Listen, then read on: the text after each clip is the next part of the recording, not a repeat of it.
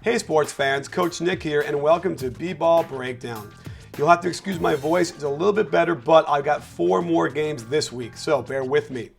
I went through the game last night between the Lakers and the Magic, and the first thing that jumps out at me is Pau Gasol has completely lost his confidence. He doesn't look good out there at all on the block, making passes, running up and down. I've heard some things about his knees, but I don't know. The bottom line is he is just not playing well, and it looks like he probably won't be around much longer.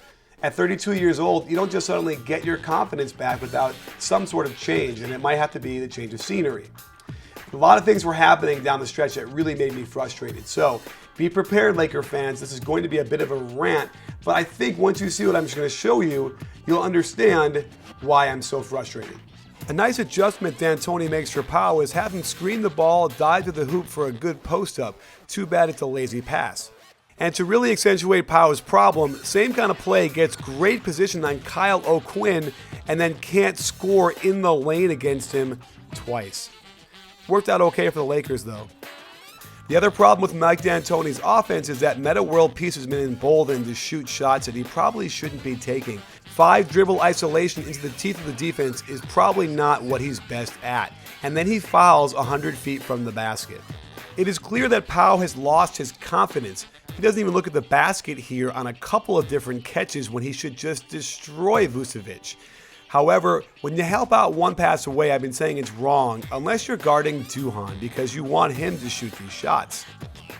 Up by 6 at home with 7 minutes to go, they bring the big guns back in, and here's where the fireworks start. They do a nice job with a staggered screen for Redick. They're going to switch this, so now Metta World Peace is guarding Aflalo. He runs the wrong side of that screen, doesn't chase, and Aflalo gets an open jumper. Here's why Dwight Howard has been very average on the left block. Watch his footwork. The left foot should stay there and his right foot can then pivot back around and get space. Instead it jumps forward, he loses position, and he can't get an advantage with his right foot below Vucevic's. It's a tough left-hand hook, and now look at Vucevic. He's on the ground. As the Magic come down and do a quick screen and roll, there's 4 on 5, and yet they get a wide open jumper. 4 on 5. Do you understand what that means? That means that the offense has one less player, and not only do they score, it's on a wide open jump shot. This is completely and utterly unacceptable. The Magic break right into their offense, which is Redick curling on the left side, coming back around and getting another pin down on the right. Kobe has to rotate down on this penetration to stop that dunk. With a fourth quarter lead, the Magic can now do hack a Dwight. And while he makes both, the likelihood is that he'll continue missing even more now.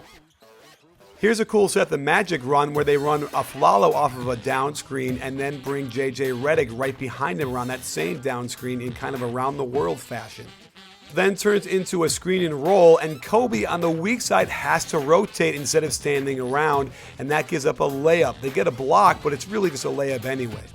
So Kobe takes an okay shot without passing the ball, but it doesn't go down. And in transition, he's expecting someone to help him on the Aflalo, but it's transition. There's nobody there. He's got to be better than that, and he fouls and complains. And here's what I don't understand. They go into Dwight Howard on the post for an ISO when they know they're just going to foul him and put him at the line. So he splits a pair, and they go to Aflalo in the high post ISO against Kobe when he switches out on him. He blows right by him like he's standing still, and watch Jamison not come out to close out, giving Big Baby the open jumper. Down by 3 with sphincter starting to get tight in the fourth quarter, they run pick and roll 2-man game with Kobe and Dwight. But here's the problem with D'Antoni's offense. Metta World Peace has a green light and jacks up a terrible shot, no chance for the rebound, and then he makes matters worse by coming over way too far when he didn't need the help, and he gives Redick an open shot. Now you got to think about taking Dwight out down by 6 because they're just going to keep fouling him. Magic break into that same offense where Kobe's going to run into the screen chasing Redick instead of going around, and he's too slow anyway. There's Duhan helping one pass away against Jameer Nelson, who's going to nail that. They foul Dwight again, and watch how Kobe's going to jack up this shot, which is very dangerous, and I'll explain why. After the miss, watch how Big Baby will end up on his keister out of bounds. It is now 4 on 5, yet Jamison and Kobe are just kind of standing around, and they get a dunk shorthanded.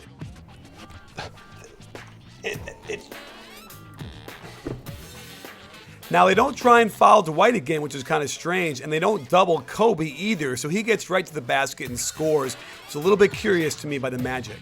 Same play by the Magic, and when Aflalo comes around that down screen, Kobe is just too slow to get around, and Duhon is undisciplined flying around out there, leaving his man wide open. Here's why it's dangerous when Kobe shoots it when they think they're going to foul Dwight, because if they fake the foul, he's stuck up in the air, almost throws that one away. And it's just not the Lakers' night. They almost get a steal here. The ball goes in the backcourt, but then it finally gets kicked back to Aflalo. Now, they've given Aflalo a whole lot of confidence all night by not guarding him very well, so this shot naturally is going to go down, icing the game. So there you have it, sports fans. You can't expect to win many games when in the fourth quarter you're going to come down with an advantage on defense and let the team score twice. And aside from that, there's a lack of energy out there. Kobe's playing way too many minutes. I think he should take a page out of Popovich's book and give him more rest. But when you're playing lethargic against bad teams like the Magic, I suppose D'Antoni feels like he can't. And he also feels like he can't play Pau Gasol in the fourth quarter. You're paying him $15, $16 million a year, whatever it is, and he's not finishing games. It's really kind of a problem. Well, let's see if the Lakers can turn this whole thing around.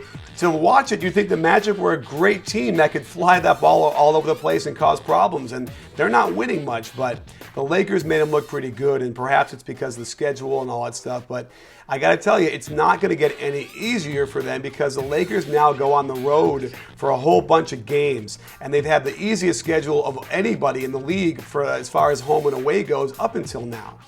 So, I don't know. It's a bit of a train wreck right now, and we'll see if Steve Nash does something to change it. Well, thanks for joining us. Don't forget to follow us on Twitter at BBallSource. Every day, great conversation, because we're not a channel, we're a conversation. You in?